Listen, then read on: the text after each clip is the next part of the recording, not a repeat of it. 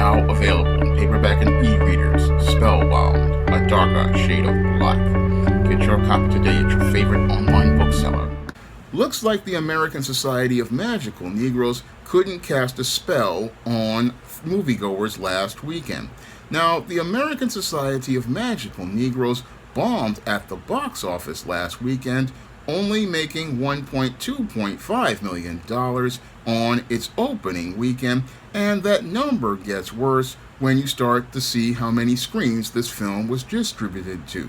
Now, the distribution of American Society of Magical Negroes was 1,147 screens, which was a very large amount of screens, and on each of those screens, this film only pulled about $1,090 for the entire weekend, rendering this film to be one of the biggest bombs of 2024 and possibly one of the biggest bombs in cinematic history. And the few people who did go see the American Society of Magical Negroes were not really caught up in the spell of this movie. No, many of the few people who did go see American Society of Magical Negroes gave this film even worse word of mouth than 2024's biggest flop so far, and that is Madam Web. And Madam Web was the biggest flop of 2024 until American Society of Magical Negroes came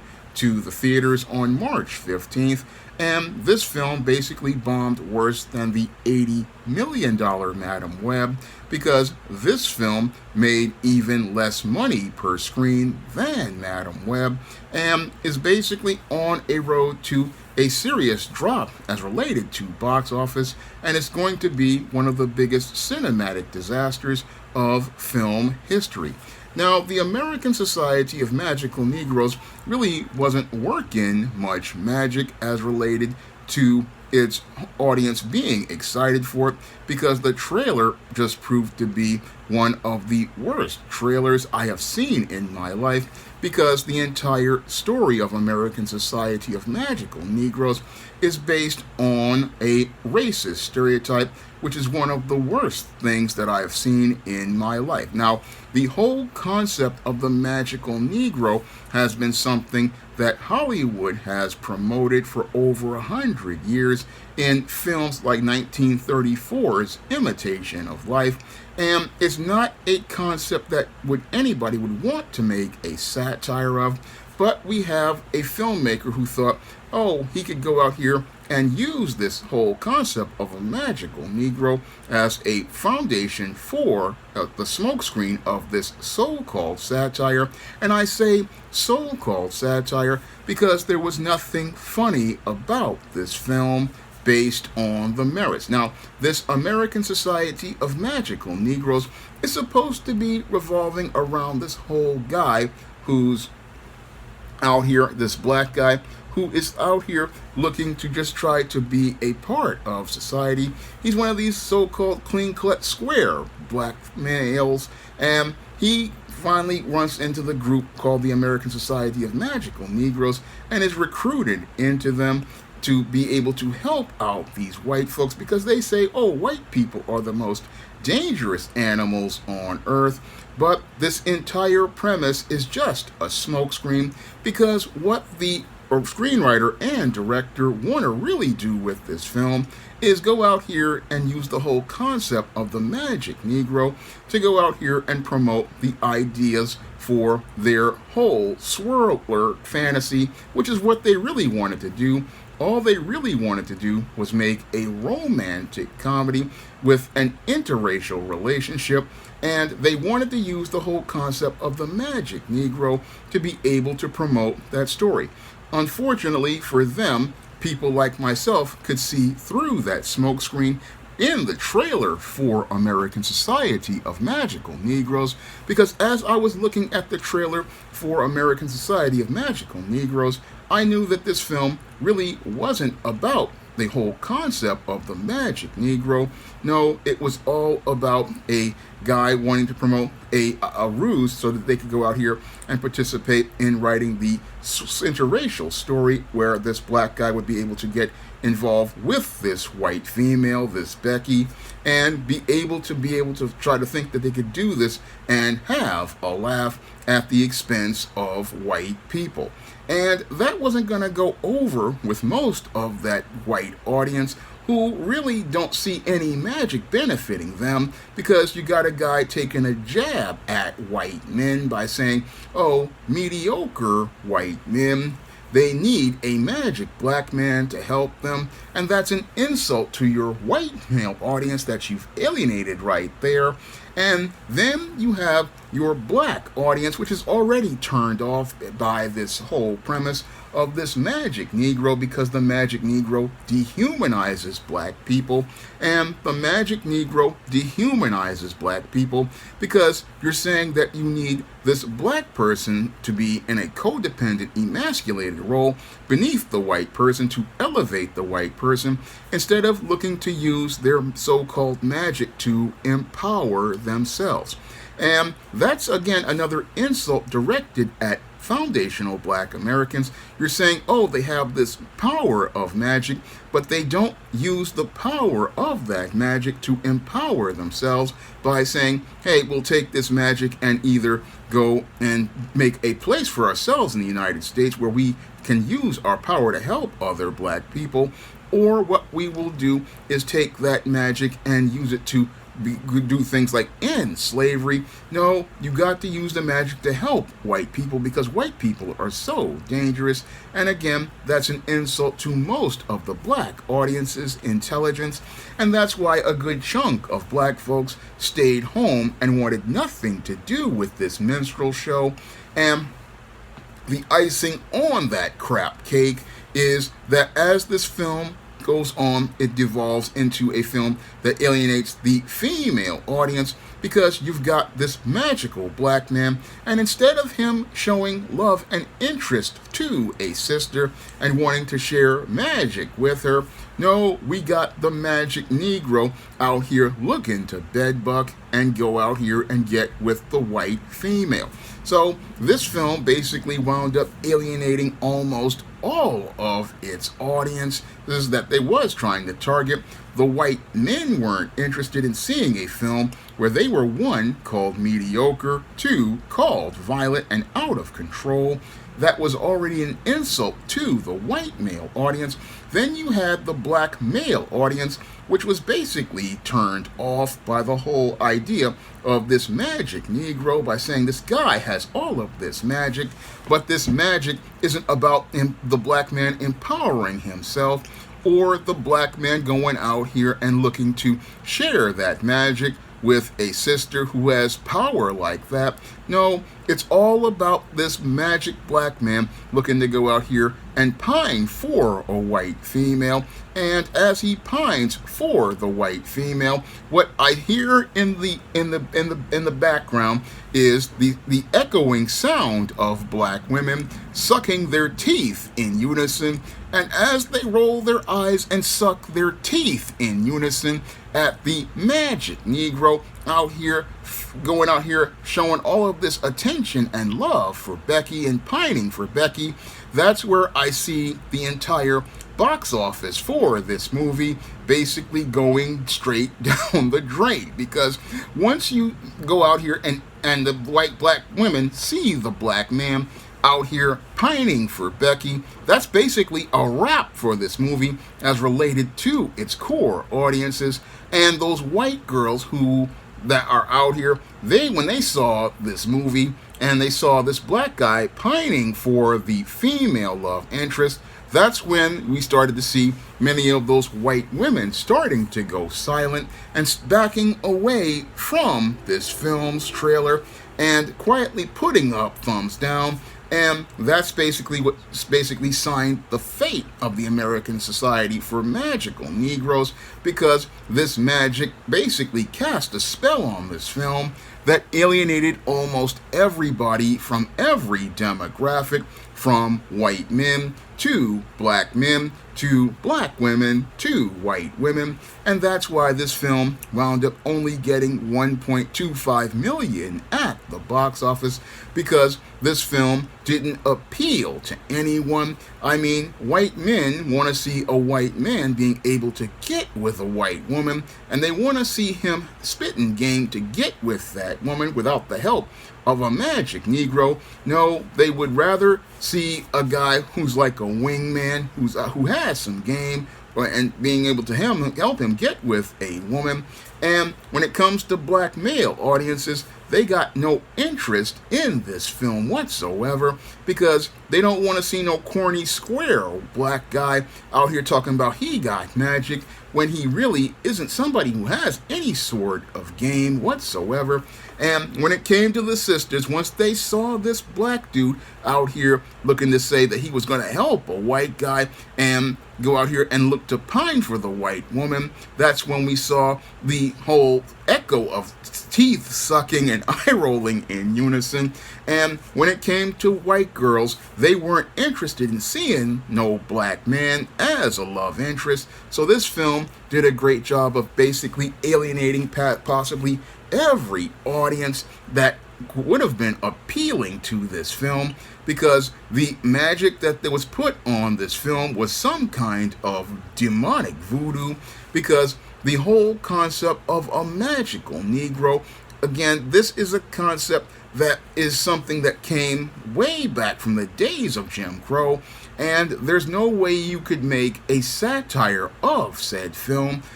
as related to appealing to audiences. And the whole concept, again, of the magic Negro is one that didn't appeal to anybody outside of these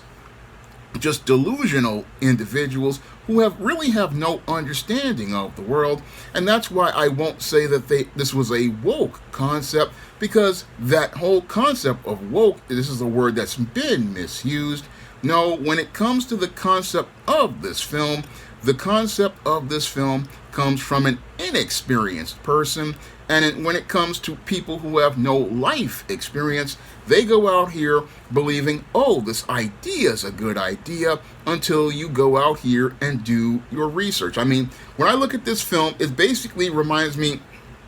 of the horrific idea I came up with in 1991, where I was writing a story about black Nazis, until I started looking at some World War II footage, and I basically took that story and put it in the trash, and it has basically been decomposing in the Fresh Kills landfill for the last 30 years, because after I did my research, I realized that, yeah, when it came to the Nazis, they were people who were not liking black people, and Adolf Hitler, in his own Mein Kampf, expresses contempt for black people. Moreover, when it came to Karl Marx, the father of communism, he also expressed contempt for black people. So that whole concept was so bad, and I thank God that I was able to look at some research before I went to submit that story to publishers, because it would have been an embarrassment. So this story basically shows me how many of these so-called social justice types, they really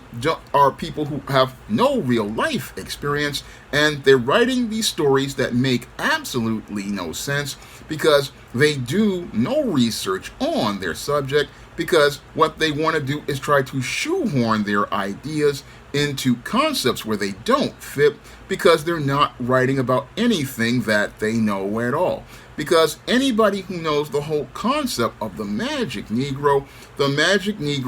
like was presented in Imitation of Life, their job is there to just help the white person get to a road to success and wealth, and then quietly die away, so that the white person doesn't have to go out here and give a reward to that black person. That's what Imitation of Life was all about, and I learned about that concept of magic Negro from films like The Green Mile and films like Imitation of Life, where we can see the whole concept presented. But that director of this film, American Society of Magical Negroes, Kobe Libby, really didn't do that kind of research, and that's why we got the terrible film that he presented on over 1,000 screens, and he possibly will never get another opportunity to make another film, because when you make a film that is even worse than Madam Web, you can basically consider your career to be over at this point.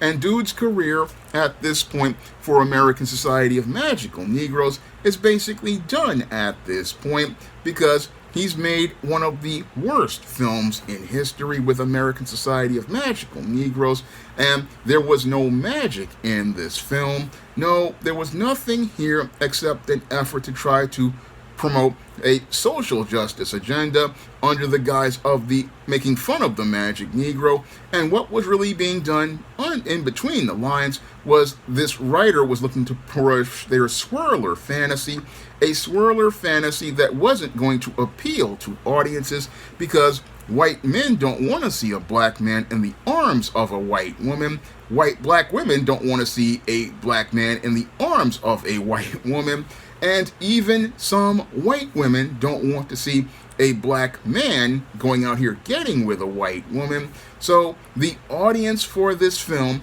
basically wound up being next to no one outside of a couple of YouTubers who watched the film just so they could take it to the barbecue, so that they could get their AdSense dollars and some cash apps. That's the only people who wanted to go see the American Society of Magical Negroes. And what Hollywood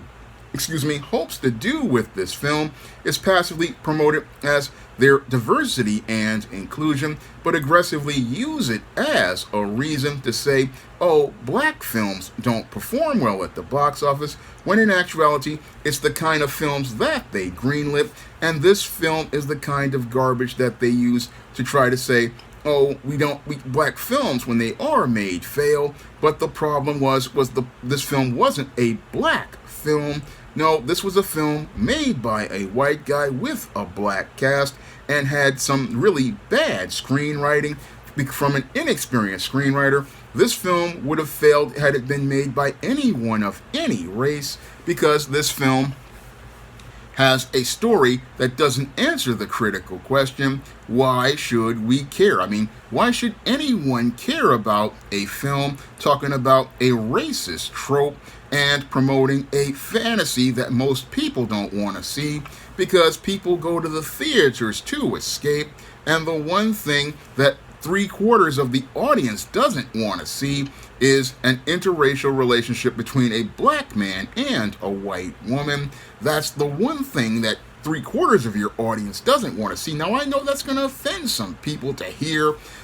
like these passport bros, but when it comes to Hollywood and selling movies, this is not something people just want to pay for. And when it comes to Hollywood, this whole concept of a Magic Negro makes a lot of folks extremely uncomfortable. So this film's box office basically showed that the audience just wasn't into seeing no American Society of Magical Negroes, because this wasn't a concept that appealed to anyone. And I just fear that this is going to do damage to other black films getting greenlit, and keeping other black storytellers and screenwriters like myself from getting concepts greenlit, because people will point to the American Society of Magical Negroes and say, oh, this is why we can't make black films, because American Society of Magical Negroes failed. But American Society of Magical Negroes, again, was a film made by white people to promote their ideas of black on the far left, but it wasn't about the black experience, and it really didn't make any commentary on black culture. No, it was a trash film that was just put there to be so that the writer could have their swirler fantasies and use the smokescreen of Magic Negro, hoping to get people's attention. But at the end of the day, once people saw the trailer, they basically knew what the film was about. And once people knew that this film was just another swirler fantasy under the guise of being a story of magic Negroes, that's when the spell got taken off their minds, and that's when people didn't want to go see Magical Negroes because there was nothing magic about this film. No, what people would have wanted to see is something like a Spellbound, which was talking about the spell put on black people's minds about looking to fit in the circles of white people and the dysfunctional mindsets that people get in as related to that quest for acceptance. That would have been something people would have wanted to see because the spellbound mindset is something that people could think about, but American Society of Magical Negroes doesn't have the magic of Spellbound, which shows us a darker shade of black. No, American Society of Magical Negroes shows us just contempt for black people, and that's why a good group of the black audience stayed far away from this film. Now, if you want to pick up my story, which talks about the whole spellbound mindset and how it affects black people's frame of thinking, where we keep seeking white validation and approval, you can pick up my novel Spellbound on Amazon.com in paperback and Kindle format. You can also find Spellbound at other online booksellers, along with the other books of the Spinsterella trilogy, like The Legendary Mad Matilda and Spinsterella. You can find all of those books on Amazon.com in paperback and Kindle format. You can also find Spellbound and the rest of the Spinsterella trilogy books on other online booksellers like Draft to Digital, Google Play, Barnes & Noble, and you can also find them at other big box retailers like Walmart and Target. And if you want to see me make more videos taking the entertainment industry to the barbecue, you can send a donation to the Patreon, the PayPal, or the Cash App by clicking the links in the description box. That's all I have to say for this video. You can comment, rate, and subscribe. Now available in paperback and e-readers, Isis, Amari's Revenge. The goddess next door is confronted by a Nubian queen out for revenge at the Metropolitan Museum of Art in this inaugural Isis series adventure. Get your copy of Isis, Amari's Revenge in paperback and e-readers at Amazon.com and online booksellers everywhere. Coming to paperback and e-readers, Isis, Dark Incubus. The goddess next door gets enthralled in a romantic entanglement with an evil incubus in this all-new Isis series adventure. Pre-order your copy of Isis, Dark Incubus at Amazon.com and other online booksellers everywhere. Support Black-owned and Black-operated digital broadcast media. www.niceradionetwork.com. Nice Radio Network, broadcasting 24 hours a day, 7 days a week.